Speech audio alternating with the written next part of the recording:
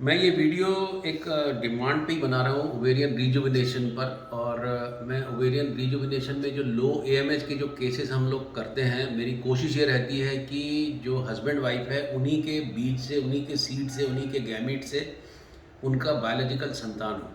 तो कुछ चीज़ें ऐसी होती हैं कि जैसे एक टेस्टिस में यदि स्पर्म नहीं निकल रहे वहाँ से, तो हम वहाँ से टीसा करते हैं। तो इसमें जैसे मैं एंड्रोलॉजिकल इवैल्यूएशन करके टीसा करके करता हूँ, ऐसे ही जो ओवरी है, इस ओवरी में भी यदि ओवा मतलब गैमीट मतलब अंडा यदि कम हो गया तो ये फैक्ट्री खराब हो रही है। जब ये फैक्ट्री खराब हो रही है तो इसमें से अंडे एक्स्ट्रा बनना मुश्किल है। तो जब यहाँ पर भी फैक्ट्री खराब हुई तो हम वहाँ से जितना सामान निकलता है वो निकाल लेते हैं। यहाँ पर भी फैक्ट्री खराब हो रही है तो भी हम यहाँ से जितने एग निकाल सकते हैं निकाल के हम आईवीएफ कर सकते हैं। इसका जो इंडिकेटर है कि ये ओवरी वाली जो फैक्ट्री है ये खराब है, तो इसके दो इंडिकेटर हैं, एएमएच और एएफसी। एएफसी का मतलब होता है enteral follicle count. Enteral follicle count का मतलब ये होता है कि इस अंडाशय में रेस्टिंग अंडे निकलने के लिए कितने बचे हैं। जब ये पर ओवरी लेस देन 4 या लेस देन 2 ऐसा हो जाता है तो इसमें से अंडे निकलते ही नहीं हैं। पर यह देखा गया है कि इसमें कुछ ऐसे सेल्स रहते हैं जिनको स्टेम सेल्स बोलते हैं, वो सुप्तावस्था में पड़े रहते हैं। सुप्तावस्था मतलब शांत पड़े रहते हैं, ये यूज ही नहीं होते। ये जो एंड्रल फॉलिकल हैं, इसका इस तरफ जो इसमें सेल होते हैं उससे एएमएच बनता है। इसका मतलब जितने ये कम होंगे उतना एएमएच भी डाउन होगा, तो इसको लो एएमएच बोलते हैं। अब जो ओवेरियन रिजुविनेशन वर्ड थोड़ा सा भ्रामक है, हम कोई रिजुविनेट नहीं कर रहे हैं, हम उसको रीएक्टिवेट कर रहे हैं। रीएक्टिवेशन में ये जो एंड्रल फॉलिकल बचे हुए हैं जिससे अंडे निकल सकते हैं, इसके साथ में जो सोए हुए स्टेम सेल्स हैं उसमें भी कुछ अंडे बचे रहते हैं जो कि यूज़ नहीं होते। यदि किसी तरह से इनको उत्तेजित किया जाए इन स्टेम सेल्स को, तो ये भी एंड्रल की तरफ जा सकते हैं। ये जो टेक्निक है इसी को ओवेरियन रिजुविनेशन बोलते हैं। ओवेरियन रिजुविनेशन एक मिसनॉमर है, बट इसको ओवेरियन रीएक्टिवेशन बोलना ज़्यादा अच्छा रहेगा। अब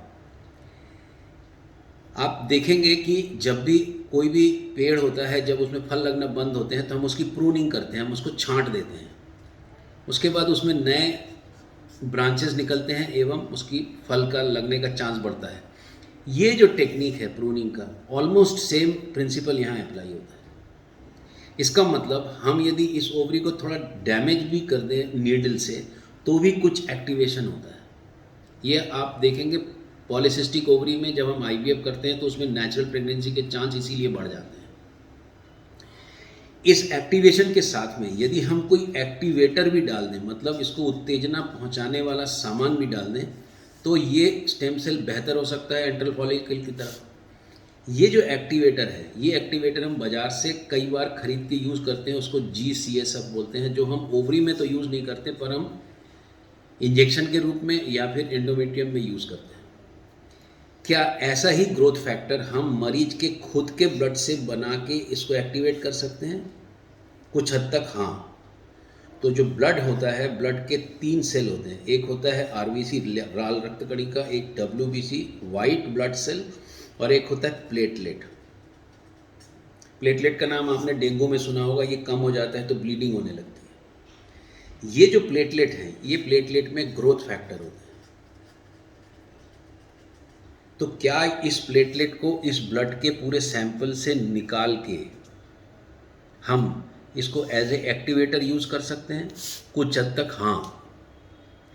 इसको जब हम पूरे ब्लड से सेपरेट करते हैं तो हमको एक प्लाज्मा मिलता है, लिक्विड मिलता है, जिसमें प्लेटलेट भरा होता है। उसको प्लेटलेट रिच प्लाज्मा बोलते हैं। इसका शॉर्ट फॉर्म है PRP।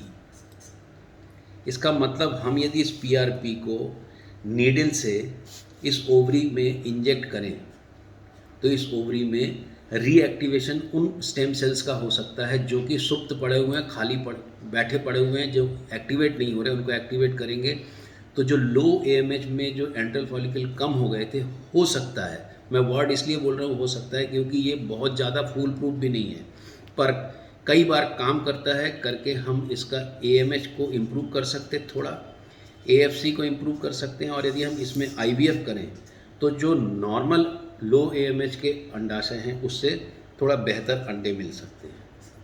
यदि अंडे मिल सकते हैं तो लो एएमएच में आप खुद के बीज से अपना बच्चा पा सकते हो। आपको एक डोनेशन, जो एक बहुत ही ड्रास्टिक डिसीजन होता है, उससे आप बच सकते हो।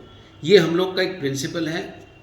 हमारी कोशिश ये रहती है कि हम लो एएमएच में, एज़ूस्पर्मिया में जो पेशेंट हैं उनको नॉन डोनर आईवीएफ करके दें, ताकि वो अपने बीज से खुद का बायोलॉजिकल बच्चा पा सकें।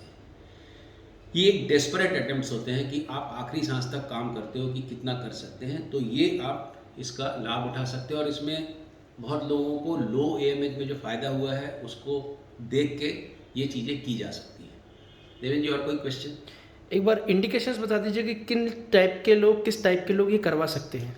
मोस्ट ऑफ द टाइम जिनका लो एएमएच है, जैसे 1 से नीचे चला गया, 0.9 से नीचे चला गया, उम्र 40 से नीचे है, ऊपर के भी कर सकते हैं। इवन ऐसे केसेस में जिसमें मीनोपॉज हो चुका है उनमें भी ओवेरियन एक्टिवेशन किया गया है, ओवेरियन रिजुविनेशन किया गया है। तो ये डेस्परेट अटेम्प्ट्स होते हैं कि आप अपने एग से प्रेगनेंसी पाने के लिए क्या कर सकते हो।